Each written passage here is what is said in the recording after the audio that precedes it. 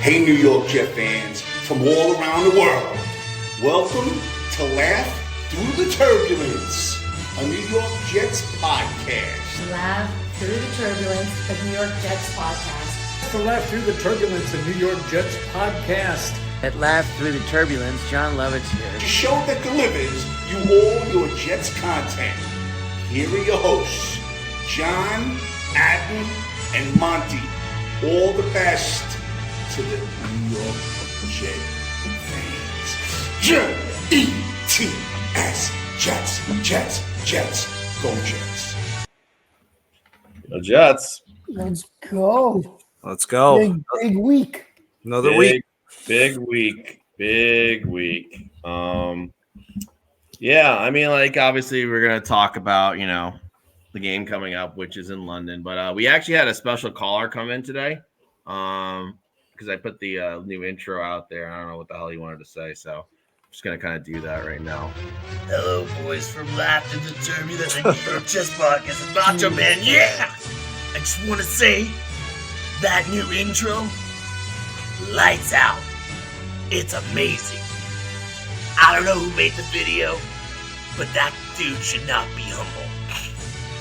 It was lit.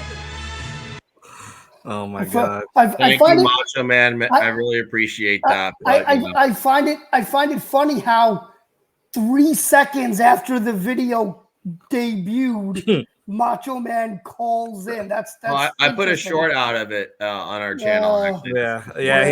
I guess he's an avid follower of the channel. Yeah, he is an avid follower of the channel. Well, thank you, Macho Man. I'll try to stay humble, but even though you said not to. Yeah. All right, so here we go. Jets at Vikings London game preview. I mean, this game, I can't believe that. Like, you would have told me earlier in the season. Like before the season started, right? Jets were only 3-point favorites actually going in because that was one of the first spreads that are out. Mm-hmm. And at this point in the season, Jets are totally healthy, pretty much outside of Jermaine, right? That the Vikings would be favored by, I think it's 2 points. Yeah. That Darnold 2.5. Darnold would be the starter, right? At this point, right? Also, no because JJ McCarthy was supposed to be quarterback, right? And they're 4-0. And Darnold, as crazy as it sounds, is actually, I mean, he's not that high up in the MVP voting odds right now, but he's actually playing at an MVP kind of level right now. If he continues to win games like this, he will be in that conversation very soon. Son of a bitch. Crazy. Yeah, man. I mean, I haven't watched too much Vikings football this year besides like clips in Red Zone, right? I mean, like they're making plays, and I guess they're relying on the run mostly, and they have receiving threats, right? And they're not even healthy at all their right because Hawkinson's still not around, right? Yeah, they don't even have. That's the scary part is they don't even have T.J. Hawkinson. I mean, but they're has he been playing or no? I can't. No, right? No, he's on. Yeah, he's on IR too. Right? Addison's back. He just came back. He just came back last and had a great game. He had a day last. His first game back immediately comes back and scores. And in his place, Jalen Naylor was actually doing a pretty good job too. Jalen Naylor caught a touchdown in each of their first 3 games, I believe. Yeah. Back to back. So they've got threats at all levels. I mean, this game, I gotta say, it looks bleak, it really looks bleak, right? I guess we'll get into it. Getting into it. So first of all, Minnesota hasn't lost a game internationally ever, so that's not a good thing. Darnold is, this is a revenge game for him because he's going against the same regime that didn't want to stick with him.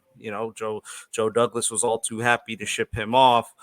Even though, later he said it was because of, money and other things. I mean, really just wanted a clean slate, in my opinion, and the number 2 pick at quarterback. So, Vikings are also allowing the second least amount of yards on the ground, and we have tried to be a running team, to limited or mixed results so far, right?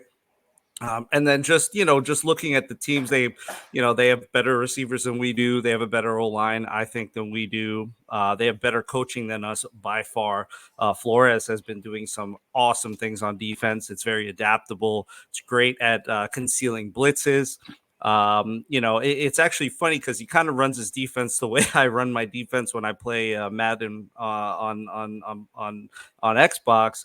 He runs a cover zero, but then he has like his guys crowd the line. I used to do this a lot too, is like you crowd the line showing blitz, but then guys who you would think are blitz are dropping back into coverage. Other guys who you wouldn't think are blitzing are now going right for the quarterback. They blitz a lot. The Broncos had effectiveness against us last week, blitzing about 50% of the time, and that's about the same rate, 46.4 that Flores and the Vikings are blitzing at. So yeah, I just want to say one thing too. The Vikings this year blitz more than any other team on first and second down, and they're actually one of the lower blitzing teams on third down. Just throwing it out there, which is interesting because they set themselves up for the third and long. Absolutely. And, and they're taking also really good advantage of audibles. So Flores has his guys really well coached to where they're allowed, where kind of on our team, it's a little bit more limited to like CJ Mosley or the Mike linebacker position. His like coverage guys have their own way of kind of breaking off into zone if need be, if they see something at the line. Like the defense is kind of like almost like its own autonomous thing that can kind of adapt at certain areas. It's like he's coached a lot of these guys to be their own little coach or whatever on the field and make those decisions on the fly as necessary, it's really good coaching. It's great that he could pull that off. And then obviously O'Connell, what he's done with this offense, what he's done with Darnold, the coaching, they just have us by far. And then I was looking through the stats. I was hard pressed to find any stats where the Jets were significantly above or above at all the Vikings. Like I'm talking like touchdowns, touchdowns, completion percent. I'm talking about just, general stats, passer rating, passing yards, yards per attempt, field goals, field goal percentage, rushing attempts, rushing yards, yards per carry, QB hits. They're double as many QB hits as us. They have more sacks than we do, more tackles for loss, double the amount of pressures on quarterback for the year. They have 8 interceptions for the year. We have 1. Fumble recoveries.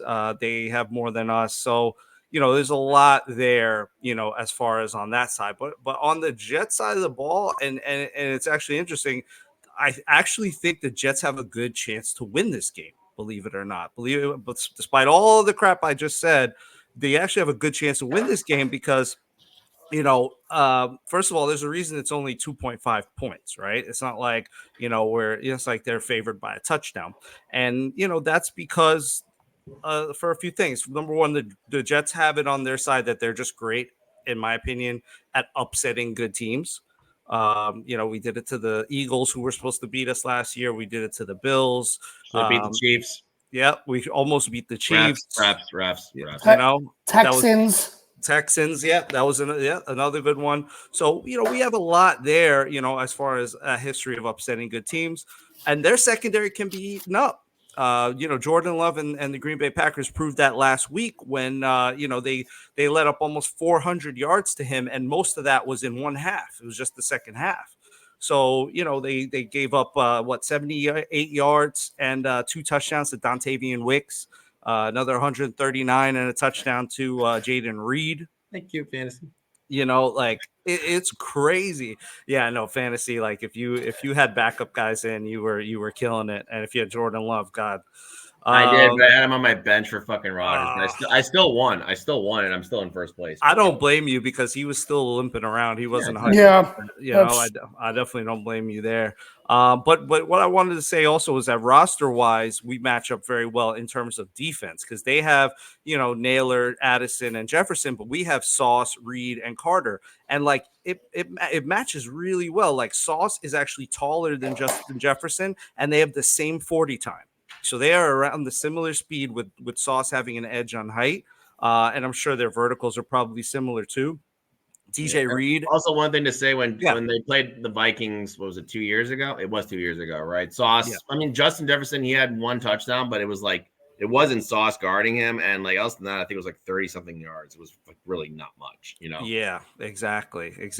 And so DJ Reed and Addison and Michael Carter and Naylor, they're similar size and speed as well. If you look at their 40 times and their acceleration, stuff like that. And then the way he brings blitzes, that can be a double-edged sword because you can tire your guys out. As I think we saw a little bit, I think they were probably a little drained from all the beating up that they did on the Packers in the first half, and then they almost lost the game that way. So, I would hope for us not to have to be fighting for a comeback against them, but it can be done. So, I think you can, and that zero. That cover zero is actually pretty weak against quick slants, like what Garrett's good at. It's not really like good for that because they kind of have to give a little bit of a cushion sometimes. So I think that we can exploit them, in that way, and utilize Lazard in motion as a blocker to help take away that extra person that they have because they try to overload and have one extra rusher coming at it. So there is some hope there. I'm gonna say this, Monty, that was really good. That whole little bit over there, I'm gonna give you a little clap on that. That was pretty good. I appreciate that. And I hope that people watching like, comment, subscribe, and don't be an asshole, because that's what you're getting from Monty. You're not getting that from me, but you're getting that from Monty today. You're just getting some gambling advice from me at some point. But go ahead, Adnan. Yeah, well said, Monty, but I am going to throw cold water on kind of everything you just said. There you go. Right? And, go for it. So for me, I understand everything you just said, right? All makes sense. By the way, real quick, I still think we lose, but I think there's a good possibility for us to win the game because of the way the matchup works out there. Yeah, and I think with a competent coaching staff, you're absolutely right. In order to look forward to this game, we have to look back first, right? And what happened this past Sunday, had a few days to sit with it, kind of think about it. And, people will give you the excuse, it was raining. Of course, this could potentially have happened. Throw all the excuses in the world at you. What happened to that offense on Sunday looked like 2022 and 2023. Mm-hmm. This was never, ever, ever supposed to happen with Aaron Rodgers. Now, look at the players that the Jets had on offense last week. They didn't have the last 2 years. Obviously, Aaron Rodgers, Mike Williams, first ballot Hall of Famer Tyron Smith, John Simpson, a healthy Elijah Vera Tucker, a rejuvenated Alan Lazard, Braylon Edwards, another year for Garrett, another year for Brees, and your first round rookie in Fashanu. And they scored 9 points. Yeah. So to me, the strength of the roster doesn't mean anything because what Brian Flores will do, Hackett's not going to be able to adapt to. Yeah, sure. Quick slants, quick passes, back shoulder throws. You're going to throw those to Gibson? Mike Williams is going to play, 11 plays? Right? You're going to run first down. You're going to run into the line of scrimmage with Brees Hall for a 1-inch gain. Second down, no gain. You'll be third down and basically 10. You're going to go to 5 wide, and you're going to ask Aaron to bail you out. And I'm sorry, Brian Flores is going to eat that up. And I have no faith that Hackett will be able to adjust on the fly, will be able to adjust in game, will be able to craft a game plan that will exploit everything that Monty said, right? So I just don't have any faith that the offensive side of the ball can mitigate what has probably been the best defensive coordinator in the NFL this season so far. Okay, just real quick, weather-wise, I think it's supposed to rain there again. Oh, God. No way. Yeah, and it's not a dome. It's not a dome. It's got cover, so it's I know it's not. Yeah, it's only partially. You know, it's funny. My folks are there right now, and they're coming back Saturday. And like, I was like about to tell my dad, like, just stay. Just stay there and watch it. What the hell? Yeah, but whatever. They planned the trip a while ago. I saw what ticket prices were. Hey, Kitty. Hey, what's up, Dante? Dante's making an appearance on the show. Yeah, we still haven't had a woman on the show, right? That's a great cat name, Dante. Hey, Dante, look at you. Yeah. I thought he did that on purpose to go to the mic. Did he? You know what, Monty? He does. Monty, can we get Dante to coach the offense on Sunday? Dude, I might do a better job. That's such a bad dad joke, and you don't even have the kids to support that. He might. I'm gonna mute Adnan just because. He's just gonna unmute himself. I can unmute myself. I can do it again. All right. Well, anyway, let me go for a little bit on this one. Yeah. I mean, this game could go kind of either way, right? I mean, like the Jets could either show the fuck up and they match up really well. The one thing I think is interesting, just the Darnold side of it, right? I know Darnold. I kind of hope he does very well and continues to, but like at the same time, I know that guy is fucking capable of seeing ghosts. You know what I mean? Yeah. I just know it. And like, there's no better spot to do that than against this defense, right? We know who that guy is better than pretty much everybody, right? We know what throws him off and gets him wrong, right? Because we've successfully done that to him, coaching, trying to help him, right? Yeah. So like, hey, like, there's got to be a way for us to kind of just like, fuck him up, But the one thing I will say that's interesting, right? One of the weaknesses in the Vikings is sort of in the interior. Like, I think it's Cushberry and God, I forgot the fucking name. Is it the other guard? One guard's really good, but one is a little struggling. And like Quinnen can fucking show up or not. He's only really shown up one game, but if he shows up, he could cause havoc. You know what I mean? So that's something there that could help. If you're gonna stop those receivers, Addison and Jefferson might be one of the best combos in the league right now. If you actually look at it, right? It's probably still Hill and Waddle. But but that's only because we only saw 1 year of Addison, right? And we know Justin Jefferson's the best receiver in the league, right? Yeah, it's just for sure. He is. It shouldn't be. You shouldn't consider anybody else. Right? Can't argue it. So like maybe that can get slowed down a little bit because Darnold's gonna have to hit him tight. You know what I mean? In order to exploit those receivers, right? One thing that's a little interesting, Aaron Jones is kind of resurged himself, not only in the run game, but also in the pass game, which is what he was really great with Rodgers. And that was kind of why when he came over here with Brees, that was supposed to really work out well too there. And the Jets historically are not very good at covering running backs that catch the ball really well, or like stuff that, basically the stuff that avoid throwing the ball, but to avoid the corners. Right. Yeah. But with Quincy playing really well, I don't know. Maybe that changes a little bit. And I guess Mosley was practicing this week and he's a little limited. I don't know if that's game time still or not or anything like that, but it'll just be very interesting to see how they handle that offense, right? Whether or not Darnold is what he is. I say this, if Darnold destroys the Jets defense, we fucked up. You know what I mean? You know what I mean? But it very well could be very low scoring. Actually, that would probably be the move to bet the under on this game. Yeah, I've seen it. In preparation, I watched a couple of betting videos and just did a bunch of reading, and a lot of the sentiment out there right now seems to be to take the under in this game. I think it's about right. Because I'm thinking it's going to be like a 27-17 sort of a game, something like that.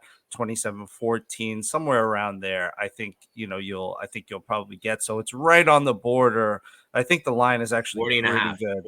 It's 40.5. So I think the line is pretty good. I mean, I don't have that much faith in the under just because I don't think their secondary is that unbeatable. And I think between Garrett, Mike Williams, and Breece Hall. Lazard's been good this year, and Lazard too. I think we can short pass them to death. Because that is one of the areas that we are ahead of them in is total completions. So we are able to complete passes. We just aren't like getting as much out of those passes as we should be. Because like if you look at the Viking stats, like they're just literally all their drives are just ending in touchdowns pretty much. Like their points per game are crazy. Like they're 29 points a game or something like that they're averaging, and it's just like drive, touchdown, drive, touchdown, drive. And it's just like, some of the most efficient football, that's in the league right now. So, I think game plan wise, I think defensively, we get Sauce just needs to attach himself to Justin Jefferson. He needs to do everything he can to mitigate that man. It's hard. I know, but Reed's been really good. I mean, Reed has actually been the All-Pro this year. And Reed is 5'9", and Justin is 6'1". I think Sauce is on another level. I think you put Sauce on Reed, even though Reed has been playing. Give Sauce the signature game. Give him the signature game. Let him do it for once. Let's see if there's ever a game to do it. This is the game to do it, and see what happens. And you know what? Maybe he might have a Revis game and just shut down the best receiver in football, and that would be fucking game changing. Great. This goes back, and I was going to bring this goes back to coaching. Mm-hmm. I do not think. So my thing with the coaching is this, right? I don't know what worries me most. The offense having such a low football IQ on that offensive staff, not being able to craft a game plan, not being able to play design, not being able to adjust in game? Or is it worse that the defensive coaches have the acumen and the knowledge to do it, but are so rigid in what they do, they refuse to deviate from their system, right? Mm. Like, we all know this. Word of advice to any young people that might be listening. If you work for a company and you say, hey, let's try a new thing, and your company says, why would we do that? This is how we've always done it. Run. Do not work at that company. Right? That's the Jets defensive staff. This is what we do. Why would we change? And a guy like Kevin O'Connell, he's going to move Jefferson all around the formation, keep him away from Sauce.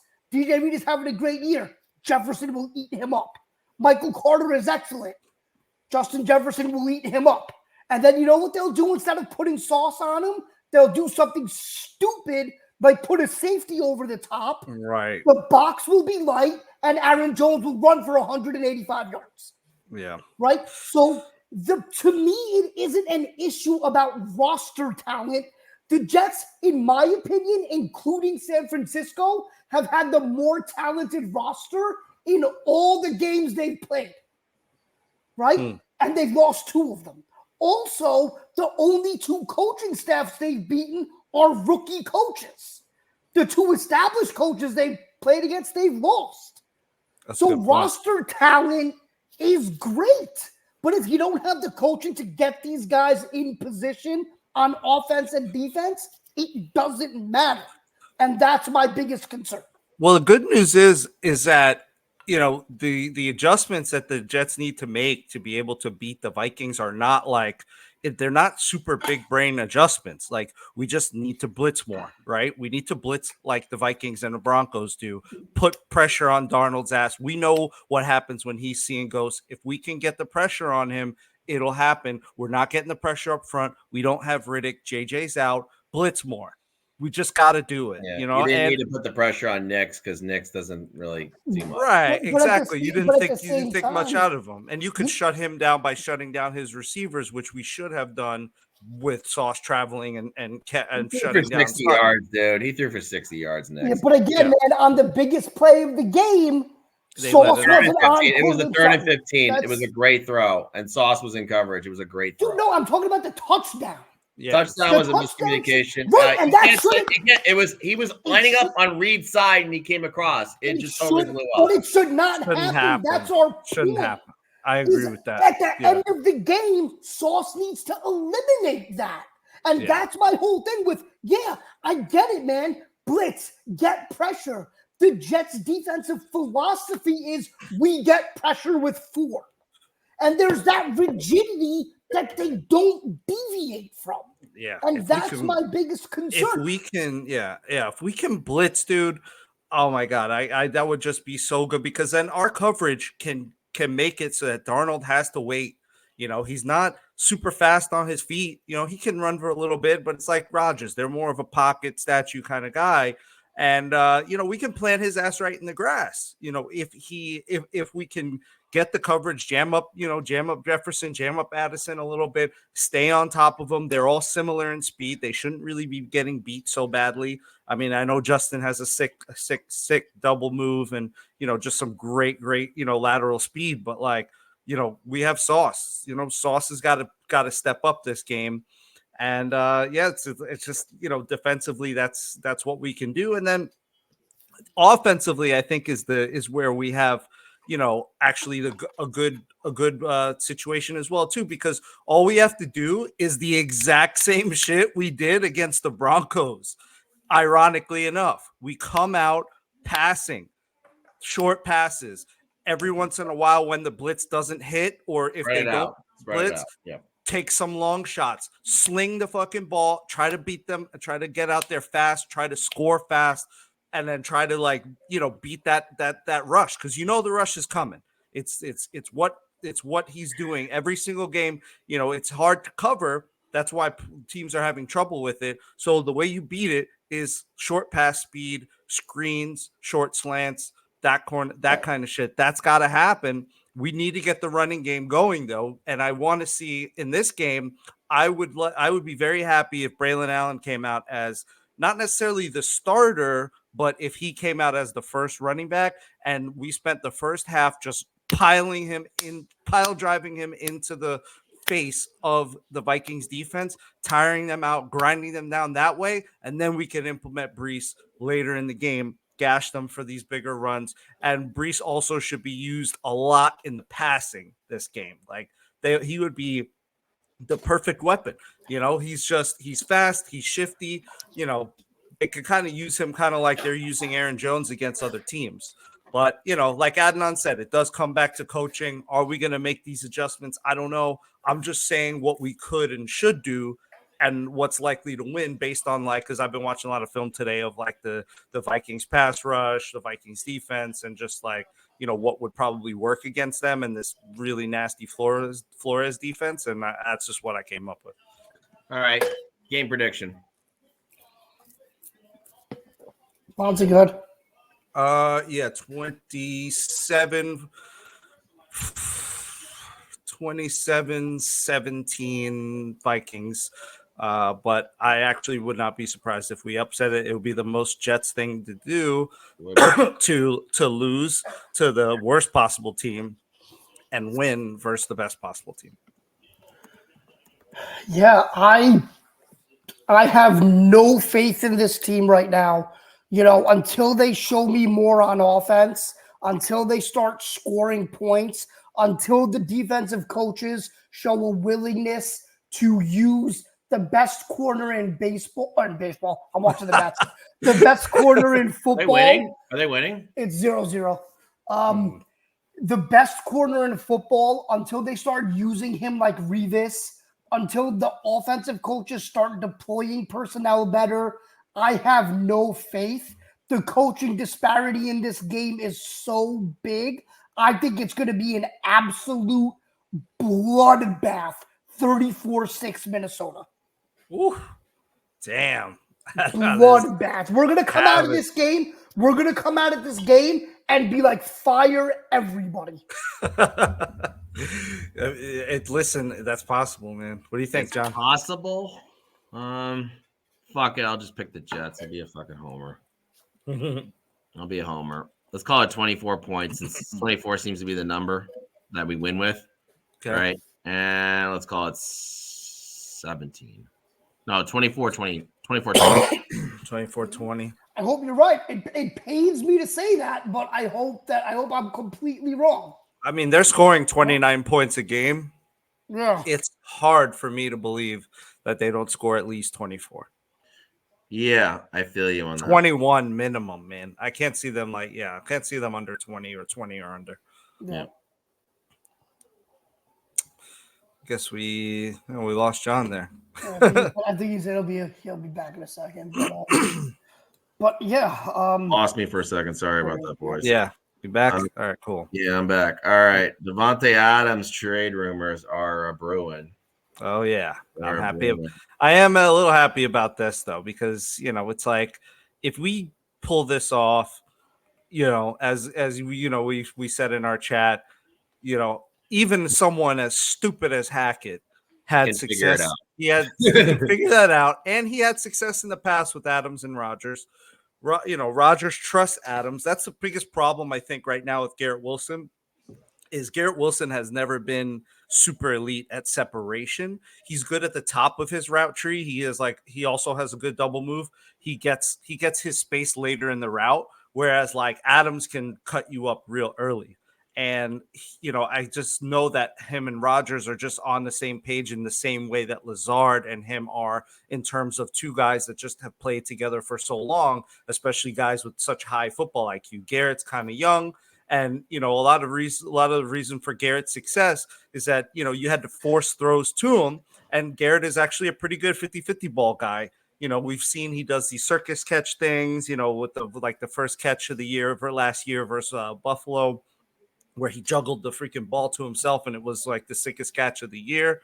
But that involves throwing in tight coverage. And I don't think Rodgers wants to do that. And I don't think he trusts Garrett enough 100%, innately to do so. So, getting to Adams would be amazing for us. And I think we absolutely need to pursue this in any way that we can, especially if we can offload Reddick in the same deal. Yeah, that would be tits. Real quick though on that, if he does come, I guess Corley has to change numbers, or does Adams just take 15, which was his college number? I mean, whatever, man. I don't care. Adams gets whatever the fuck he wants. Exactly. But Rodgers could have got Namath's number. Namath offered it to him. Yeah, but that's a little different because it's just Corley's number. Corley hasn't played. He's played one special team snap as a Jet. That's So just to give some of the trade rumors on there. So Adams, obviously, he had a hamstring injury and didn't play last week, which is code for I want trade. And I don't want to lose my game check. And Pierce kind of liked something where there was like a trade room, but basically like it's on, right? And Adams has a preferred destination, and we're actually the preferred destination, which is crazy. It's because of Rodgers. It's because of Rodgers. He's so dreamy. But like basically the other teams that are in consideration are actually the Saints. Pittsburgh's on the list too, apparently, and the Bills are. The Chiefs look like they can't do it because they don't have the cap space for it. Actually, the Saints don't have the cap space for it, but the Jets somehow have the cap space for it, and the reason for it is because that Hassan Reddick dude hasn't shown up. Right. Yeah. So if it's gonna happen, it's us. And also, I saw we all saw it. I think it was like a 3-way trade rumor with like us, the Raiders, and the Falcons. Well, the Falcons get Reddick, which makes sense for them because they have the space. They need another edge to complement Judon. That was like the one thing they're really lacking. And I said it during the draft, like they should have drafted the first edge off the board, but they went with Penix. But we've been wrong about so many things, and who knows? Season's right? been weird. Yeah, and it would basically cost us some mid-round picks to do all this. And I think you do it. I think you just do it if you can. They're probably figuring it out. Maybe right after this UK trip, that's probably when it could get pulled. Might as well. Which would be, God, the buzz in New York would be fucking crazy. Like, you think the media is big on us right now, for losing, winning, going up and down. Wait till we get Davante Adams, And if we still lose after that, God, I can only imagine. Yeah, which is what I think is gonna happen, right? I just have, again, until this offensive staff starts showing something. I mean, what are they going to do with Davante Adams? Can we trade coaches? Yeah, I mean, what are they going to do? They're going to have Adams. They'll have Adams. They'll have him and Williams on the bench with Corley and Gibson playing. At that point, you're just getting rid of. You're cutting bait with somebody. They don't know what the hell they're doing, right? I just want to reemphasize at the last 2 years when Hackett was OC. I'm just gonna say he was OC because he was. But the last 2 years of Adam's stat line with Rodgers, right? It was 2020, right? 115 catches, 1374, 18 touchdowns. Pretty good. And then, so he led the league in touchdowns, obviously, first team All Pro. Then the next year, He only had 11 touchdowns, but he led the only. league in catches and receiving yards, 123 and 1553. And he actually played 16 games that year, and the year before he only played 14 games. We would kill for any receiver to have double-digit touchdowns. Even 10 would be freaking amazing. And last year with Carr, he was pretty good too. 100 catches, 1,500 yards, 14 touchdowns. So first thing, he's really good at football. So first thing I'm going to say is that he's never had to deal with the ineptitude of Hackett, the play caller, or the offensive coordinator, because again, for the billionth time, Mike LaFleur was calling the plays, designing the offense, and doing everything. Hackett was just there to grab beers with Rodgers. So anything about Hackett with Green Bay is a misnomer and just isn't true. So having Adams would be great. Maybe him and Rodgers can just play catch the whole time and it'll, kind of get the offense going. But I don't know, man. I think it comes a point where you just have so much talent. It's just hard. It just has to work. It has to work. To be bad. Like, I've never seen a team be too talented and that be a bad thing. So even though Phoenix Suns, a little while ago. Listen, but not in football. I mean, football because you have different roles and different positions. Look, I'm all for trading for him because I don't think at the end of the day it will cost them too much, right? So of course you make the trade. It's just my point is I don't know if it changes anything. Good God! Right? Imagine Garrett Williams, Adams, and Garrett Williams and Adams. No, Garrett, Mike Williams, and Adams. It would be the best receiving core in football, without a doubt. Yeah, it would. But I mean, at the same time, Mike Williams is your third receiver. You know what I mean? Is Mike Williams going to play more than 9 plays a game? I think he's getting one. I think he's getting in the mix. He's going to get it. He's. I mean, dude, ACL, right? It's different for everybody. I'm just saying, he should be fully ramped up. I mean, look, we saw this with Brees last year. They like to stupidly ease people in that don't need to be eased in, and it's just what they do. But they do eventually let them loose. Like they did let Brees cook, later, and it was to our benefit.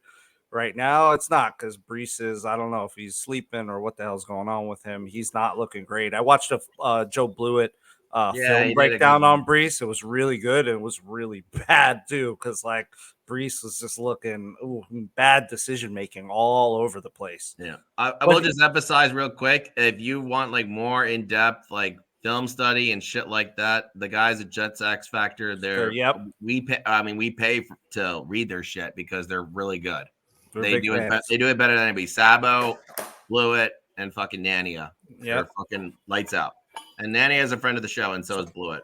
Blewett and I chat a little bit, but he won't come on. And they have some other guys who are really good that aren't the top 3 guys. There's definitely check them out. They have a lot of good, content guys on there. So definitely check that out for in-depth, pieces, film study. It's really, really good. Yeah, but still comment, subscribe. But definitely and comment and subscribe to our stuff because we're better. If you're on your deathbed, comment, subscribe so I can get that YouTube ad money. That's all I want. All I want is the YouTube ad money. All right. No, we get no money. I'm not making a salary for the rest of the year. I need some YouTube money. Come on now. We get no money from this. We do this for fun, but we'd like to maybe one day get money from it. So I want that money. Yeah, me too, motherfucker. Yeah, we all do, but let's. I'll twerk if we get to 1,000. All right. He will twerk on a handstand. Please, 100%, dude. Women always say that will be a solo video. That'll be Monty and I will not be partaking. Oh, definitely not. Whatever. All right, you guys want to do final thoughts? Yeah, let's do final thoughts. All right, final thoughts. Go ahead. Yeah, Monty, why not? You can start. Yeah, so just in general, I get Adnan's frustration, and I was feeling a lot more closer to the game. Since the game, it's worn off just a little bit, just because I knew this going into the season that there was a cap in terms of our level of play with coaching. But, talent got us to 7 wins last year. I think talent can add another. I think the huge bump in talent can give us another maybe 3 wins. Maybe we go 10-7, possibly 11 games. I don't think we get much higher than that, just, because of coaching. But I think that it's enough for us to squeak into the playoffs, and then we see where we go from there. So I'm not as terrified. I am disappointed, though. I am disappointed that they are bad at making adjustments. I'm disappointed that you're super rigid. I'm disappointed that they're letting their egos kind of interfere with doing the best thing for this team. And I think that's coming all the way from the top. I think Joe Douglas is a little guilty of that too. How he handled this Reddick saga. This fiasco. I think his ego was a part in why we've not done anything. It's like we shouldn't be playing chicken on a make or break year. He doesn't want to play here. We should have just got rid of him, got what we could get, and gone from there. Maybe we're in the process of doing that now. So we'll see how that works out. I'm excited about this Davante Adams thing, and I still do think that there is a decent shit. Like, it's funny. Either outcome of this game won't surprise me. If the Jets get blown out, not surprised. If it's a close game, won't be surprised. And if the Jets upset, I won't be surprised. The only way I'll be surprised is if we just kick the shit out of them. Like, we come out and just dog them for 4 quarters straight, and they to the point where they don't even score double digits, or or they don't score anything but field goals, something like that. We just have them whipped. That would be the only outcome of this game that would surprise me. So let's just hope for the best. Go Jets as always, and please just don't embarrass us over there in London. Look, my theme for the offseason for now, I know Monty and I have been kind of on the same page on this. It's just coaching. If this offense looks like a disaster, if I see Justin Jefferson eating up the corners and Sauce is standing on the side covering Jalen Naylor, I'm going to lose my mind. If I see them sending 7 and they're in 5 wide, hoping Rodgers can figure it out, I'm going to be furious. If they aren't getting Braylon Allen involved in the running game early, I'm going to be furious, right? This is all about coaching, and that's all I'm going to be looking at. So I hope I'm completely wrong, but I just see this being an absolute massacre on Sunday. Yeah. I don't know if coaching can be that incompetent on offense 2 weeks in a row with a quarterback like Rodgers. You know what I mean? We've seen Jets being competent back-to-back weeks more often than I want to admit in my lifetime, and probably most of your lifetimes, to the fans out there that like, comment, and subscribe.